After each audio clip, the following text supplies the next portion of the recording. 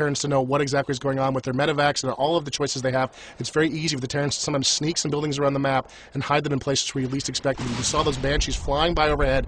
Not a lot of Banshees moving out here from the Terrans, but he is in a bad position. He needs to try to put some pressure back on the Zerg, and this is what he needs to find and destroy. What a great move by the Terran player, using these Banshees to find this expansion and forcing this expansion, just destroying this expansion entirely and forcing it out of the game.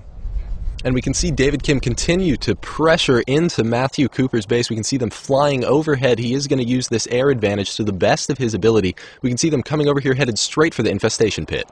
Yeah, he's moving right towards, doing the damage he can. You can see there's one Hydra's complete. That's not a lot of forces. Oh, some infested Terrans being laid down by the Infestor. These guys are not that effective in combat, but they do have a rifle that can shoot air, and that's what the Zerg player needs desperately right now. He needs some anti-air. So he uses those infested Terrans as a soft counter to kind of get some forces into play. And here comes some Zerglings and Roaches trying to move out onto the map. They encounter the Banshees. They can't do anything against those Banshees, so they're forced to burrow and hide underground. Oh, and here comes some Nighthawks into play, using these new caster units, these new drone units for the Terrans. He's going to use these to cast a variety of different spells against the Zerg. He's going to be able to create auto turrets anywhere he wants. He's going to be able to use a new ability called Hunter Seeker Missile, which moves very, very slowly, but does a lot of damage if you don't run for it. And you can see the Banshees and the Nighthawks are sort of dancing around in front here, trying to see what kind of advantage they can get over this planet. Oh, there's some Banelings take out a whole bunch of Marines as these Marines try to move up to reinforce their air units. Now we can see from the back door we do have David Kim moving in a couple of Marauders, a few more Marines, and those Nighthawks are coming back into play. That means that Infestor's probably going to go down in just a few seconds because those Nighthawks are detectors. They can see that Infestor. Yeah, so that's a lot of control lost for the Zerg player there. Now he does not have